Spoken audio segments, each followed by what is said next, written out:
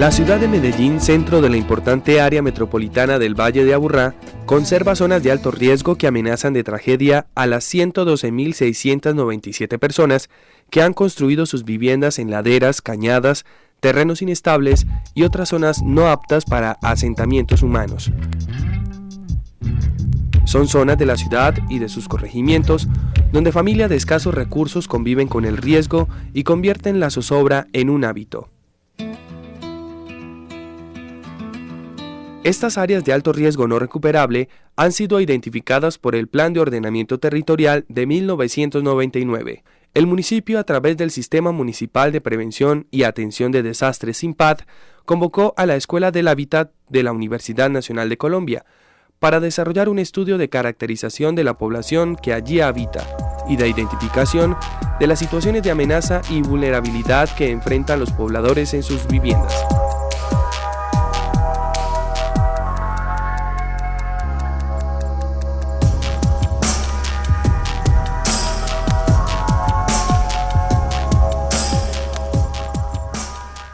La preocupación en el tema de los desastres naturales es importante, pero desde la perspectiva de que se entienda que el desastre natural es la gota que rebosa el vaso de los problemas sociales. No es una problemática que esté aislada del resto de los problemas, sino que es el producto de problemas económicos, desplazamiento forzado, problemas sociales, falta del suelo en la ciudad de Medellín, falta de control, falta de planificación urbana. Corantioquia aportó recursos para adelantar este estudio. Este importantísimo estudio que está entregando la Universidad Nacional a la ciudad de Medellín se ha hecho gracias a los recursos de la sobretasa ambiental que Medellín le entrega a Corantioquia y a su vez Corantioquia devuelve en importantísimos proyectos como este, que sin lugar a dudas llena un vacío enorme en información sobre los sitios de la ciudad más vulnerables, más amenazados y más susceptibles de riesgo. En las zonas definidas por el Plan de Ordenamiento Territorial fue realizado el censo que identificó 22.467 edificaciones, en las cuales se encuentran 27.719 viviendas ocupadas por 29.176 hogares conformados por 112.697 personas, es decir, aproximadamente 1 de cada 20 habitantes de Medellín.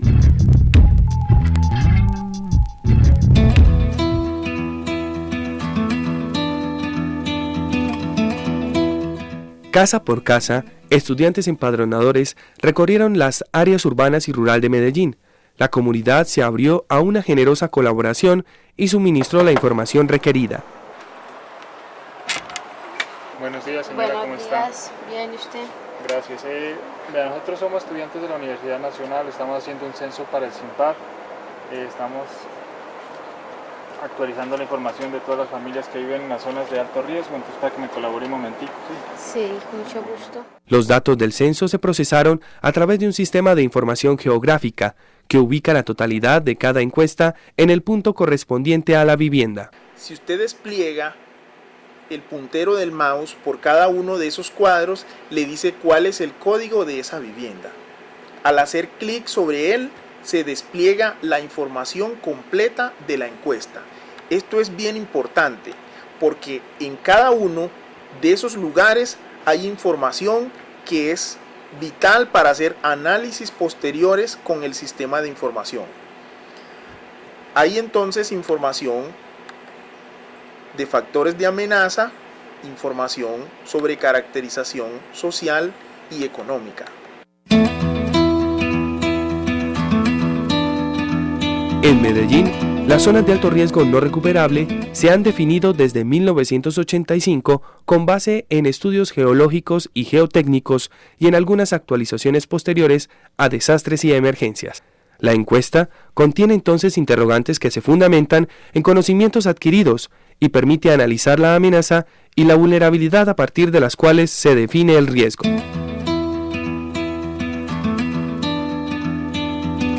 La amenaza es la probabilidad de que ocurra un evento de origen natural o humano peligroso que pueda afectar la vida o los bienes de la población asentada en estas zonas. Los factores de amenaza que considera el censo son los movimientos en masa en sus diferentes manifestaciones, las inundaciones, los fenómenos meteorológicos y los incendios, estos dos últimos mucho menos conocidos que los dos primeros. Además de conocer los fenómenos, se trata de conocer la población que los enfrenta y sus percepciones de la situación. Procesados los datos del censo, se obtienen los siguientes mapas de factores de amenazas: por movimientos en masa, por inundaciones, por fenómenos meteorológicos y por incendios.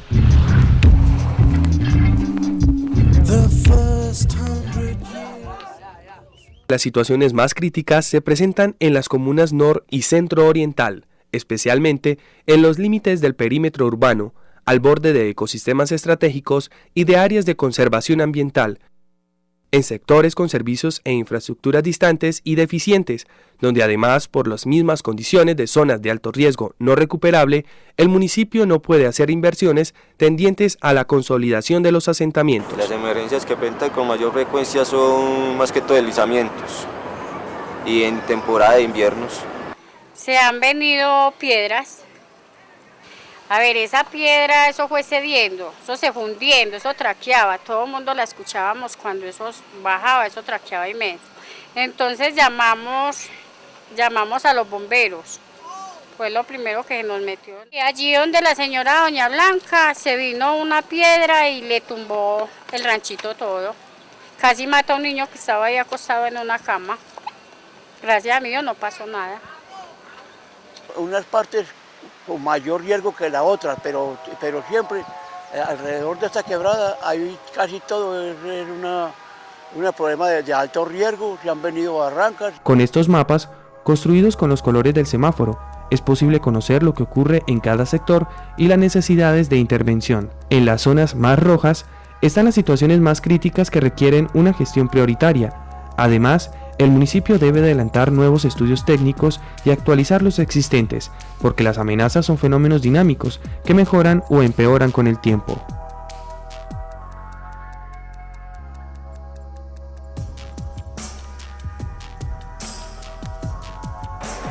Uno de los aportes más importantes que tiene este trabajo de evaluación de amenazas, vulnerabilidad para la identificación del riesgo, es haberlo hecho con la gente.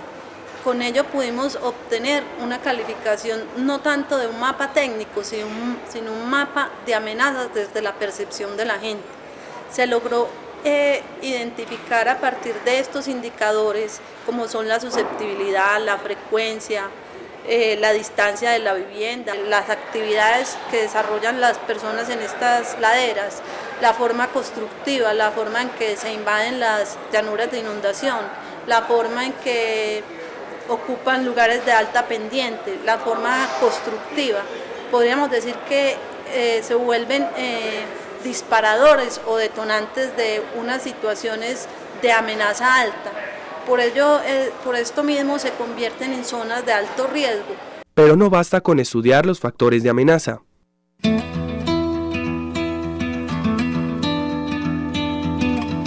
La vulnerabilidad se define como la predisposición a ser afectado o a recibir daños cuando una amenaza se hace realidad, es decir, cuando ocurre un desastre, así como la baja capacidad de prevenir situaciones amenazantes o recuperarse de estas. ¿Cuál es la población que vive en estas zonas? Está compuesta el 50% por menores de edad, por hogares en los cuales 5 personas, entre niños, jóvenes en edad escolar, ancianos y desempleados, dependen económicamente de una sola. Esta población se ha incrementado con respecto a las estimaciones del Plan de Ordenamiento Territorial de 1999, y solo 1 de cada 5 hogares tendría donde alojarse en caso de desastre. Estas personas que viven en estos sectores saben que están en riesgo, lo saben bien. Sin embargo, el convivir diariamente con ese riesgo lo hace tan cotidiano que ellos no sienten ningún tipo de preocupación, por una parte. Y por otro lado se desencantan a tal punto que consideran que no hay ninguna otra solución y que el único camino que les queda es permanecer ahí. En este estudio, todos los datos están disponibles por sectores, por barrios o veredas, por comunas o corregimientos y se complementan con información sobre salud y condiciones ambientales. Las principales enfermedades que se atienden acá o que padece la comunidad son infecciones respiratorias y digestivas por parasitosis sobre todo, desnutrición y mucha enfermedad cutánea por la infección. También mucho problema gástrico por la clase de alimentación y la falta de alimentación.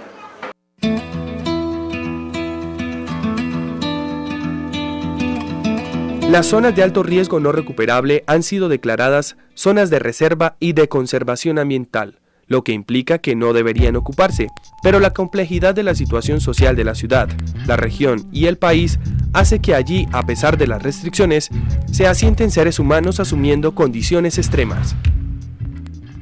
Tuvimos en cuenta 4 variables principales: la localización, la confiabilidad tecnológica, el deterioro estructural y los servicios públicos. Con base en el análisis de estas variables, se puede decir que 2.021 viviendas, equivalentes al 7% de las 27.771 censadas por sus mismas condiciones, están en un grado de criticidad muy alto y necesitan una intervención de emergencia inmediata, que 3.036 viviendas, o sea el 11%, están en un grado de criticidad alta y requieren una intervención en el corto plazo, y que 16.607 viviendas, lo que corresponde al 60%, se encuentra en un grado de criticidad medio, es decir, que sus características físicas cumplen las mínimas condiciones de habitabilidad y seguridad y solo pueden resistir algún evento socionatural moderado. Y el problema grande es el del agua. Tenemos un tanque comunitario que es el que abastece el barrio. Lo que sucede es que el agua que había acá en la vereda era suficiente para los habitantes que habían, pero como esto pues a diario ha estado llegando gente nueva, entonces el agua pues ya ahorita prácticamente no alcanza. La casa donde entré pues tenía el piso inclinado y daba como susto caminar ahí. En una de las preguntas que hacía alusión pues a la seguridad de la casa, pregunté si la casa de pronto se inundaba y la señora me dijo, no, es muy bueno porque es que mire que como la casa va así empinadita, entonces el agua entra por detrás y pasa por toda la casa pero cae abajo, entonces no nos inundamos. Y a mí me pareció como un gesto de optimismo, de humor y de tantas cosas a la vez. Los mapas permiten identificar la situación de cada una de las viviendas y conocer las condiciones particulares de todos los asentamientos y se convierten en un instrumento de gestión para ubicar las intervenciones prioritarias.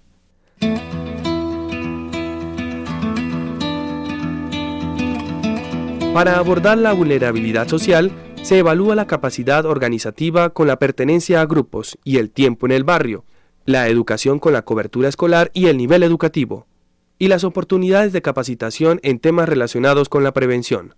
En la capacidad organizativa se observa una limitada participación de los habitantes de estas zonas en grupos que se reúnen en torno a problemas de emergencias, prevención, salud, ecología, mujeres o comunidad y que podrían fortalecer las relaciones sociales. En efecto, solo el 6.2% de los 29.176 hogares encuestados tiene a alguno de sus miembros integrado a grupos, o en otros términos, solo 9.053 personas son activas en uno o varios grupos. A pesar de esta situación crítica en las organizaciones, hay ejemplos de mecanismos salidos del corazón y utilizados en beneficio de la comunidad. Sede comunitaria, buenos días.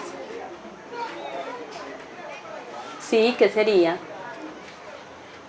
A Wilmer. 282.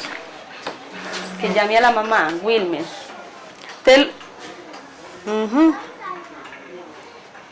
Ay. Bueno. Wilmer, el del 282, por favor llamar a la mamá que es urgente. Repetimos, el señor Wilmer, por favor llamar a la mamá que es urgente, del 282. El tiempo de permanencia en el barrio permite suponer que quien lleva más tiempo tiene mayor conocimiento del territorio y capacidad de prevenir desastres o reaccionar en caso de emergencia. Los asentamientos de zona de riesgo no recuperable muestran una alta dinámica. Casi el 50% de los hogares que hoy viven en estos asentamientos llevan menos de 5 años y cerca del 20% de los hogares llevan menos de 1 año, lo cual indica que las relaciones están aún en un proceso de consolidación.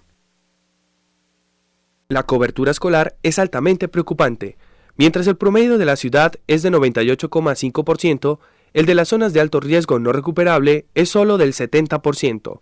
El nivel educativo que permite evaluar las condiciones de la población en su preparación para el trabajo y en su capacidad de manejar información es igualmente preocupante, porque el 15% de la población adulta no tiene estudios y apenas el 4% tiene algún estudio técnico. De manera general, la margen occidental del municipio es la de menor vulnerabilidad en este sentido, pues en la margen oriental la situación es de muy alta vulnerabilidad, volviéndose más compleja a medida que se acercan los asentamientos a la frontera rural.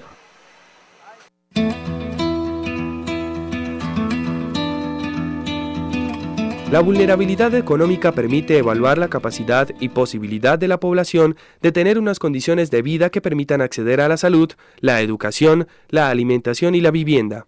Se evalúa a través de los ingresos y el empleo, así como la tenencia de vivienda.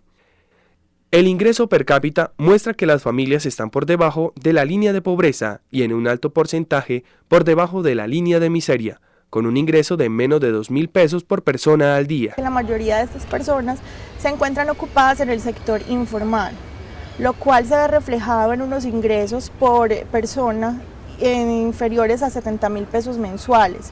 Con eso están sobreviviendo estas familias que generalmente cuentan con 5 miembros, entonces estamos hablando de un poco más de un salario mínimo mensual para toda la familia. En relación con el empleo, la situación de la población en edad laboral es altamente preocupante, porque solo el 12% tiene un ingreso fijo. En numerosos asentamientos, más del 70% de la población se dedica a actividades de rebusque para sobrevivir. Desde esa perspectiva, muchos pobladores no perciben su condición de desempleados.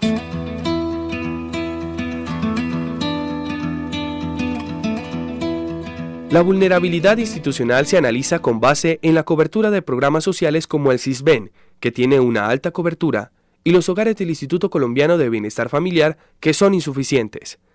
También estudia el acceso a subsidios por parte de la población. 1% de los hogares tiene un subsidio de alimentación, 6% de educación, 6% de transporte y 7% de vivienda, a pesar de las restricciones a la construcción. Pese a las gestiones del SINPAD, la capacitación en temas relacionados con los riesgos y las emergencias aún debe extenderse, porque la encuesta revela que menos del 1% de los hogares dice haber sido preparado para afrontar su situación. Sin embargo, los conocimientos asociados al sistema de alerta temprana, que son fundamentales en materia de prevención, son muy altos. La población sabe que existe algún tipo de alarma. Uno de los aspectos más importantes es que las personas, gran cantidad de las personas, podemos estar hablando del 55% de las personas y los grupos y las familias, saben que están en zona de riesgo no recuperable. De hecho, lo manejan pues en lenguaje técnico. El SINPAD ha hecho una labor de divulgación bastante importante, pero es muy interesante que a pesar de ese conocimiento, la gente no cree que el municipio o que sus propias organizaciones tengan la capacidad de ayudarlos, de apoyarlos o de aportar en la prevención de cualquier suceso que, o evento que pueda suceder.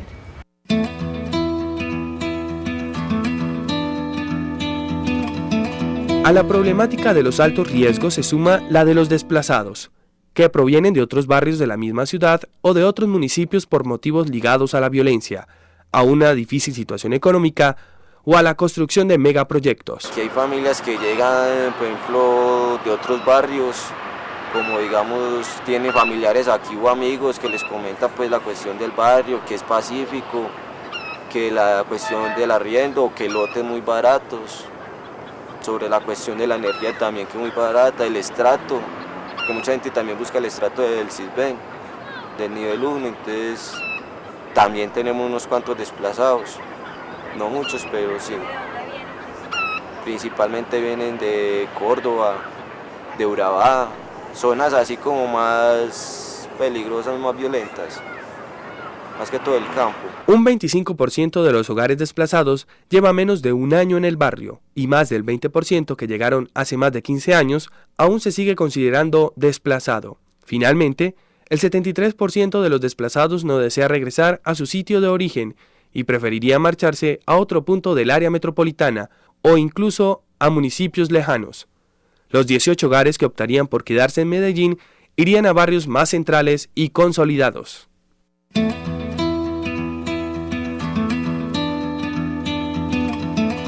Hay que hacer énfasis entonces en lo siguiente. Aunque parece un trabajo de etapa final, lo que encontramos es que el censo deja elementos para muchísimas investigaciones, ya que hay muchos componentes que por la cantidad de información no es posible analizar. Este proyecto deja al municipio de Medellín una base de datos con cada uno de los hogares, cada una de las encuestas señalados en el mapa. Es de fácil manejo, actualizable y además se constituye en un instrumento fundamental para la gestión. Aquí hay dos elementos nuevos en este proyecto. Por un lado, trabaja las amenazas que ya están estudiadas por geólogos e hidrólogos y están definidas en el plan de ordenamiento, pero aquí las estudia desde la perspectiva de la población. Y en relación con la vulnerabilidad también hay algo nuevo porque con criterios claros logramos establecer mediciones y eso es algo nuevo, no solo en Colombia, sino también en América Latina. Finalmente, los empadronadores y los investigadores que hemos participado en este proceso hemos adquirido conocimientos valiosísimos, una gran experiencia marcada, atravesada por los valores de respeto, de solidaridad y de responsabilidad. Clavo mi remo en el agua, llevo tu remo en el mío. Creo que he visto una luz al otro lado del río.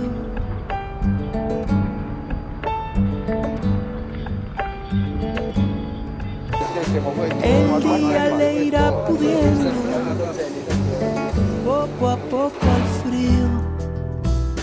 Creo que he visto una luz al otro lado del río.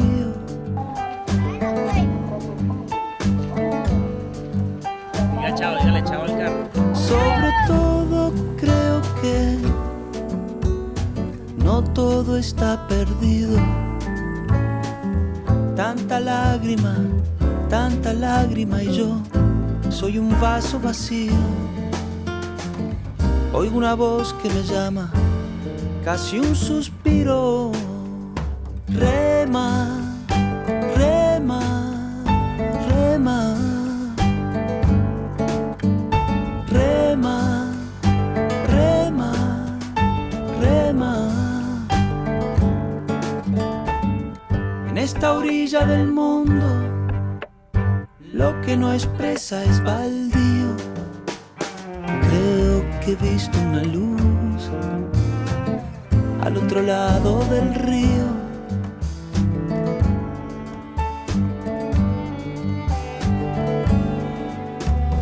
Yo muy serio voy remando, muy adentro sonrío. Creo que he visto una luz al otro lado del río.